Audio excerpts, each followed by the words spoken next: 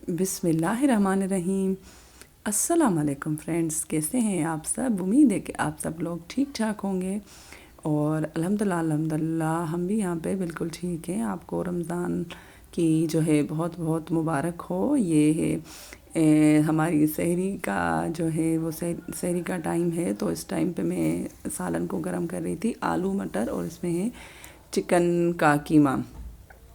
और ये रात को ही जो है वो रोटियां लाए थे, तो फिर उस जो थोड़ी सी जो बच गई थी, मैंने रात को सुबह जो है मतलब सहरी के टाइम पे पराठे नहीं बनाए थे और उन्हीं को ही गरम करके हम जो है खा लेते हैं। अक्सर घरों में ऐसे होता है। क्या आप लोग भी ऐसे करते हैं? प्लीज़ ज़रूर बताइएगा। जो हम मिडिल क्लास के लोग हैं वो हम तकरीबन ऐसे ही करते हैं। अगर जो बची हुई जो रात की चीज़ होती है वो या तो रमज़ान के अलावा रोज़ों में हम उसको मतलब आम रूटीन में हम नाश्ते में वो खा लेते हैं, वरना रमज़ान में भी सहरी के टाइम पे उसको खाते हैं। काफ़ी घरों में मैंने देखा है। अगर आप लोग भी ऐसे करते हैं तो मुझे जो है ये ज़रूर बताइएगा। और बस जी यही वही रूटीन जो हमारी होती है, रोटी सालन और दही। और जो है दही तो मैं घर पे ही बनाती हूँ, और दही की भी मैंने रेसिपी दी हुई है। तो मैं उसका भी जो है लिंक या डिस्क्रिप्शन में दे दूँगी या एंड स्क्रीन पे वीडियो लगा दूँगी, क्योंकि काफ़ी सारी जो है मेरी बहनें उनको दही घर पे जमाना नहीं आता। तो आप वो वीडियो देख के भी जो है बना सकती हैं उसी तरीके से जिस तरीके से मैंने बनाया था। फिर जो है चाय पी, और चाय के बाद नमाज वमाज पढ़ के जो फिर जी हम सो जाते हैं। फिर सुबह उठ के उस दिन बहुत सारा मैंने जो है कल काम किया था। कपड़े धोए थे बहुत सारे, तो इसलिए जो है आज इफ्तारी बहुत कम बनाई थी, क्योंकि मैं बहुत थक गई थी। इसलिए ही बस आलू के पकोड़े बनाए थे, और जो प्याज वाले पकोड़े होते हैं मिक्स सब्ज़ी के, वो भी बनाए थे। लेकिन जब मैं आलू का बैटर बना रही थी तो मैंने जो है वीडियो रिकॉर्ड करना मैं भूल गई, और उस मोबाइल का फ्लैश जो है वो ऑन था, तो मैं समझ रही थी कि जो है वो रिकॉर्ड हो रहा है।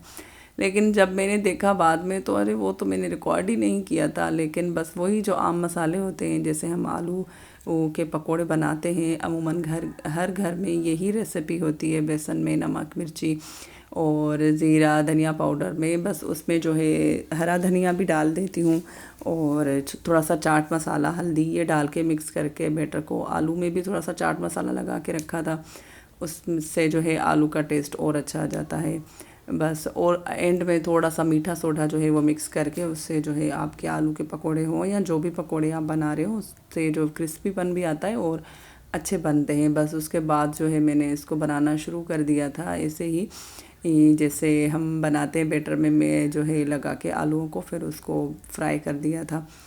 और आप लोग भी बताइएगा कि आप लोग ये मेरा वीडियो कहाँ से देख रहे हैं। और मेरी एक प्यारी सी सब्सक्राइबर है, बहन है इंडिया से, वो चांदनी सिस्टर, वो लाजमी देखती हैं मेरा वीडियो, तो बहुत शुक्रिया आपका। और सोलंकी फैमिली हैं कराची से, वो भी देखती हैं, आपका भी बहुत शुक्रिया। दी तव्हांजी वॾी महिरबानी। त जेके मुंहिंजा सिंधी भाउ भेणनि बि ॾिसनि पिया त प्लीज़ वीडियो खे पूरो ॾिसी करे पोइ ई लाइक कजो। ऐं अगरि तव्हांखे वीडियो थोरो सो बि सुठो लॻे या का नई शइ लॻे, या अगरि तव्हांखे कुझु सजेशन ॾियणी आहे मूंखे, त तव्हां ज़रूरु ॾिजो। तव्हां कमेंट ज़रूरु कजो, मूंखे तव्हांजे कमेंट जो इंतज़ारु रहंदो। तो बस उसके बाद जो है ये सारे थे जो भी पकोड़े वो मैंने बना लिए थे, क्योंकि कढ़ाई में मैं ऑयल थोड़ा सा कम डालती हूँ और मेरी कढ़ाई भी छोटी ही है, इतनी ज़्यादा बड़ी नहीं है। तो बस एक दो बैच बना के फिर जो है उसमें ही बन जाते हैं। और हम होते भी इफ्तारी के टाइम पे दो लोग हैं, तो बस थोड़ी सी इफ्तारी बनाती हूँ। और अल्हम्दुलिल्लाह ये भी बहुत है, काफ़ी सारे लोगों के पास तो ये भी नहीं होता, लेकिन अल्लाह का हर हाल में शुक्र अदा करना चाहिए। अल्लाह ने जिस हाल में भी रखा है, तो ये भी अल्लाह की बहुत बड़ी मेहरबानी है हम पे। और ये रमज़ान की बरकत है, जिसकी वजह से अल्हम्दुलिल्लाह दस्तरखान सब के जो है हमेशा भरे रहते हैं, और अल्लाह करे हमेशा ही भरे रहें। तो फिर मिलते हैं जो है हम एक नए वीडियो के साथ, एक नई वीडियो में मिलते हैं नई रेसिपीज़ के साथ। तब तक मुझे अपनी दुआओं में ज़रूर याद रखिएगा। अल्लाह निगहबान।